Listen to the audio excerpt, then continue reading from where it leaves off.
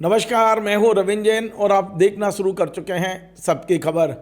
मध्य प्रदेश में पर्यावरण नियमों की धज्जियां उड़ाने वाले मध्य प्रदेश कैडर के 3 आईएएस अधिकारी जेल जा सकते हैं। खबर बहुत बड़ी है, विस्तार से बताऊंगा, लेकिन आज खबर का सबसे बड़ा संदर्भ है एनजीटी का ये फैसला। एनजीटी ने कुछ घंटे पहले ये फैसला सुनाया है और इस फैसले में साफ साफ लिखा है कि जो अधिकार सिया चेयरमैन को है, जो अधिकार सिया को है, उस अधिकारों का हनन किया है 3 आईएएस अधिकारियों ने। पहले आईएएस अधिकारी प्रमुख सचिव स्तर के हैं नवनीत कोठारी, दूसरे आईएएस अधिकारी हैं श्रीमंत शुक्ला और तीसरी आईएएस अधिकारी हैं उमा आर महेश्वरी। इन तीनों ने जिस तरह सिया को लुकआउट करके, सिया को दरकिनार करके मध्य प्रदेश में 237 पर्यावरणीय अनुमति दी है, उसका मामला अब गर्मा गया है और एनजीटी ने इन 237 परमिशन को अवैध माना है। क्लियर ऑर्डर में लिखा हुआ है कि अवैध है। 9 रेत खदानों की परमिशन है रद्द कर दी गई हैं और सरकार से जवाब भी मांगा है। 6 अप्रैल को पुनः सुनवाई होगी। लेकिन आज हमने इस संदर्भ में सिया के चेयरमैन शिव नारायण सिंह चौहान, जो रिटायर आईएएस हैं, उनसे बात की और उनसे पूछा क्या ये 3 आईएएस अधिकारी जेल जाएंगे। सुनिए उन्होंने क्या कहा। बात यह है, कानून में इस तरह का प्रावधान है। कैसे? पर्यावरण संरक्षण अधिनियम 1986 उसकी धारा 15 और धारा 17, यदि किसी भी व्यक्ति ने पर्यावरण कानून का उल्लंघन किया तो वो एक आपराधिक कृत्य है और उसमें 5 साल की सजा का प्रावधान है। तो चूंकि 5 साल की सजा का प्रावधान है, आपराधिक कृत्य है और यदि इनके विरुद्ध आपराधिक प्रकरण दर्ज होगा तो मुझे लगता है कि निश्चित रूप से ये जेल जाएंगे, क्योंकि सारी चीजें डॉक्यूमेंट्री प्रूफ, दस्तावेजी साक्ष्य। हमने उनसे ये भी पूछा कि ये प्रक्रिया क्या है, मतलब आखिर कौन एफआईआर करेगा और इन्हें जेल कौन भेजेगा, तब उनका क्या जवाब था वो भी सुन लीजिए। देखो, आपराधिक प्रकरण दर्ज करने के लिए भारत सरकार सक्षम प्राधिकारी है और भारत सरकार की ओर से अधिकृत कोई व्यक्ति है तो वो भी सक्षम प्राधिकारी है। माननीय न्यायालय से या एनजीटी से आदेश हो तब भी हो सकता है, और यदि कोई भारत का जागरूक नागरिक है तो वो भी करवा सकता है। लेकिन नागरिक के लिए ये बंधन है, पर्यावरण संरक्षण अधिनियम 1986 की धारा 19 में ये प्रावधान है कि यदि कोई भी नागरिक इस तरह से पर्यावरण के आपराधिक कृत्य के लिए या पर्यावरण कानून का उल्लंघन करने के लिए किसी भी प्राधिकारी अधिकारी के विरुद्ध यदि वो आपराधिक प्रकरण दर्ज करवाना चाहता है तो उसको कानून के अनुसार 2 माह का नोटिस भारत सरकार को देना होता है, और 2 माह के भीतर यदि भारत सरकार ने उसके खिलाफ आपराधिक प्रकरण दर्ज करवा दिया तो ठीक है। यदि उसके 2 माह के नोटिस के बाद भी नहीं करवाया तो कोई भी व्यक्ति सीधा सक्षम न्यायालय में अपराध पंजीबद्ध करा सकता है। तो आपने देखा, अब मैं आपको खबर थोड़ी विस्तार से बताता हूं। दरअसल मध्य प्रदेश में सिया का गठन हो चुका है। सिया के चेयरमैन हैं शिव नारायण सिंह चौहान, आईएएस हैं, रिटायर आईएएस अधिकारी हैं। राज्य सरकार की अनुशंसा पर भारत सरकार ने इन्हें चेयरमैन बनाया है सिया का, अपने आप नहीं बने हैं। लेकिन इनकी जो सेक्रेटरी थी सिया की, जिनका नाम उमा आर महेश्वरी है, उन्होंने जानबूझकर इनके बार बार कहने के बाद भी सिया की बैठक नहीं होने दी, और सिया की बैठक ना होने से इन अधिकारियों को ये मौका मिल गया कि हम डीम्ड अनुमति जारी कर दें। 237 अनुमतियां इन्होंने मनमाने तरीके से जारी की हैं। अनुमतियों पर अप्रूवल प्रमुख सचिव, उस समय के जो तत्कालीन पर्यावरण विभाग के प्रमुख सचिव नवनीत कोठारी का है, और हस्ताक्षर आईएएस अधिकारी श्रीमंत शुक्ला के हैं। तो अब ये सारे के सारे अधिकारी फंस चुके हैं बुरी तरह, क्योंकि एनजीटी ने इन सभी अनुमतियों को एक तरह से अवैध मानते हुए इसे शून्य करने की बात भी कही है। 9 अनुमतियां एनजीटी ने डायरेक्ट शून्य कर दी हैं जो रेत खदानों की थी, क्योंकि उसी को लेकर ये अपील दायर की गई थी। अब मुझे लगता है कि जो 6 अप्रैल को सुनवाई होगी, पूरी अनुमतियां रद्द होंगी। मैं आपको पूरी विस्तार से पूरे मामले को सुनवाता हूं।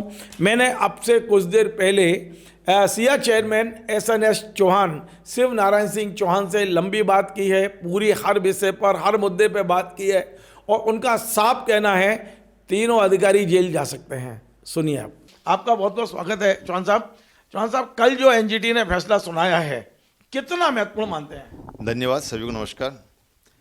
एनजीटी का कल का परसों का फैसला बहुत महत्वपूर्ण फैसला है और माइलस्टोन है। नहीं, माइलस्टोन है क्या? 237 अनुमतियां हम रद्द माने आज? क्योंकि जिस तरह से ये अनुमतियां दी गई हैं और इसी पर पूरा सवाल उठाया है। बेशक एनजीटी ने 9 रेत की खदानें निरस्त की हैं, लेकिन यदि प्रक्रिया देखेंगे तो जिस प्रक्रिया के तहत 9 हुई थी उसी तरह से 237 हुई हैं। तो क्या 237 अनुमतियां रद्द होंगी? क्या वहां खनन रुकेगा?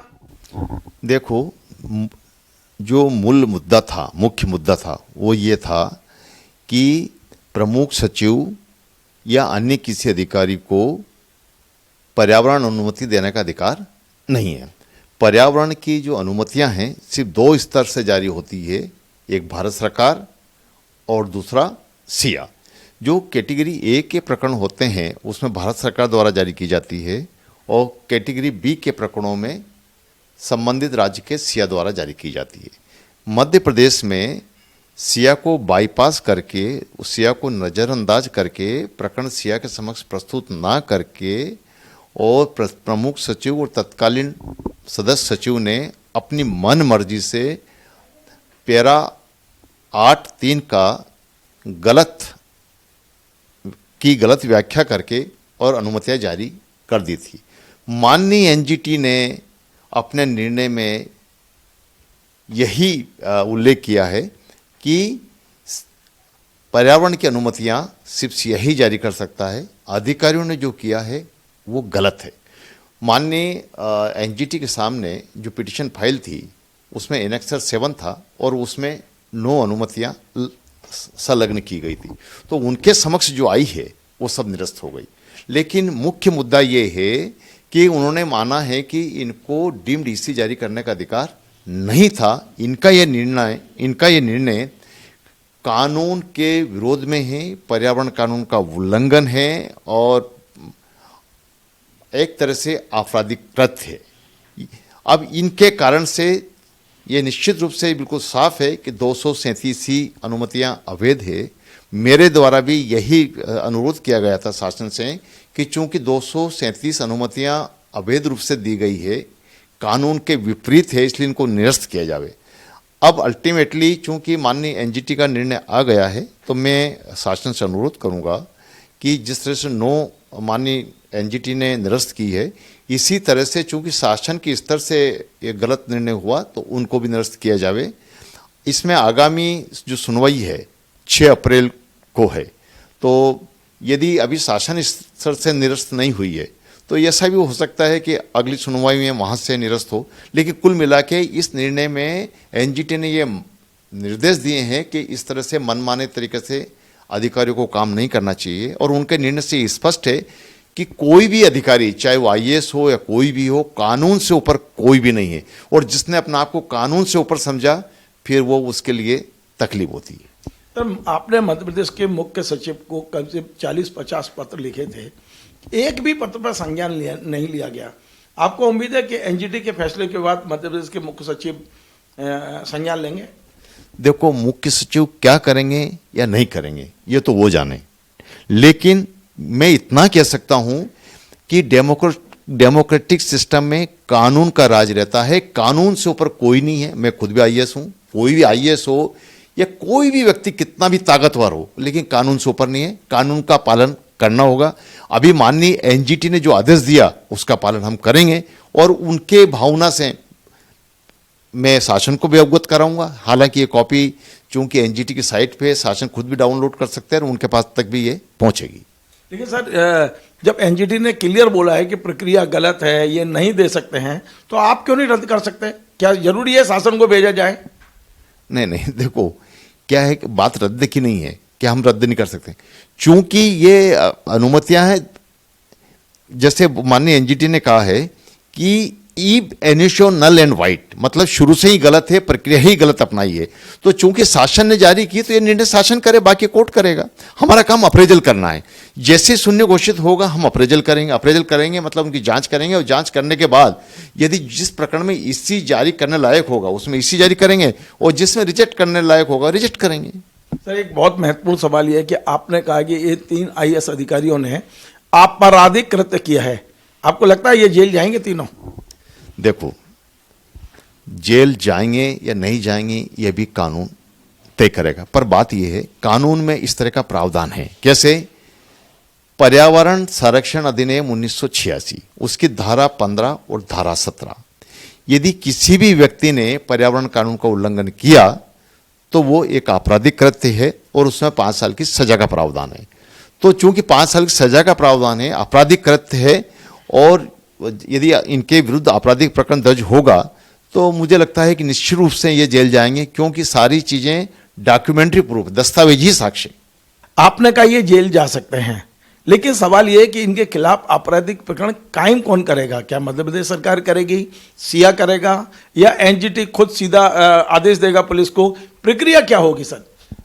देखो, आपराधिक प्रकरण दर्ज करने के लिए भारत सरकार सक्षम प्राधिकारी है, और भारत सरकार की ओर से अधिकृत कोई व्यक्ति है तो वो भी सक्षम प्राधिकारी है। माननीय न्यायालय से या एनजीटी से आदेश हो तब भी हो सकता है, और यदि कोई भारत का जागरूक नागरिक है तो वो भी करवा सकता है। लेकिन नागरिक के लिए ये बंधन है, पर्यावरण संरक्षण अधिनियम 1986 की धारा 19 में ये प्रावधान है कि यदि कोई भी नागरिक इस तरह से पर्यावरण के आपराधिक कृत्य के लिए या पर्यावरण कानून का उल्लंघन करने के लिए किसी भी प्राधिकारी अधिकारी के विरुद्ध यदि वो आपराधिक प्रकरण दर्ज करवाना चाहता है तो उसको कानून के अनुसार 2 माह का नोटिस भारत सरकार को देना होता है, और 2 माह के भीतर यदि भारत सरकार ने उसके खिलाफ आपराधिक प्रकरण दर्ज करवा दिया तो ठीक है। यदि उसके 2 माह के नोटिस के बाद भी नहीं करवाया तो कोई भी व्यक्ति सीधा सक्षम न्यायालय में अपराध पंजीबद्ध करा सकता है, परिवाद के जरिए। परिवाद के जरिए। मध्य प्रदेश का एक नया इतिहास रच जाएगा यदि 3 आईएएस एक साथ जेल जाएंगे। नहीं, इतिहास रचने वाली बात नहीं है, ना तो कोई इतिहास रचने वाली बात है, ना जीत की बात है, ना हार की बात है। बात सिर्फ ये है कि कानून के प्रति विश्वास और मजबूत होगा कि कानून से ऊपर कोई नहीं है, भले ही वो आईएएस हो या कोई भी अधिकारी हो। सर, आप उसमें पार्टी बनेंगे क्या? जो अगली सुनवाई है, सिया पार्टी बनने की कोशिश करेगा क्या इसमें? देखो, वो एक्चुअली में मुझे पिटीशन देखना पड़ेगी कि उसमें सिया पार्टी है, और मुझे लगता है निश्चित रूप से होगा। यदि सिया पार्टी है और यदि मुझसे जवाब चाहा जाएगा तो मैं जवाब दूंगा, बाकी मैं अपने मन से मैं कुछ नहीं कर रहा हूं उसमें। चलिए, बहुत बहुत धन्यवाद। तो आपने सुना, सिया चेयरमैन का साफ साफ कहना है कि ये मामला अब बहुत पेचीदा हो गया है। पर्यावरण के मामले में सुनवाई करने का अधिकार एनजीटी को है। एनजीटी ने साफ साफ संकेत दे दिए हैं कि इन अधिकारियों ने अधिकारों का दुरुपयोग किया है। अब क्लियर हो गया है, अब भारत का कोई भी नागरिक पहले नोटिस देगा और उसके बाद इन तीनों अधिकारियों के खिलाफ कोर्ट जाके एफआईआर करा सकता है। इसमें 5 साल की सजा का प्रावधान है। देखते हैं पूरा मामला क्या है। हमें उम्मीद है कि अब तो मध्य प्रदेश के चीफ सेक्रेटरी अनुराग जैन साहब इस पर संज्ञान जरूर लेंगे, वरना ऐसा ना हो कि 3 अधिकारियों के बचाने के चक्कर में अनुराग जैन भी अपने हाथ जला बैठे हैं। मैं बड़ी गंभीरता से कह रहा हूं, क्योंकि यदि आप अधिकारियों को बचाने का काम करते हैं तो वो भी कोर्ट देख रही है। कोर्ट हर चीज़ पर नज़र रखे हुए है। ये मामला सुप्रीम कोर्ट में भी विचाराधीन है, पर एनजीटी ने दूध का दूध और पानी का पानी कर दिया है।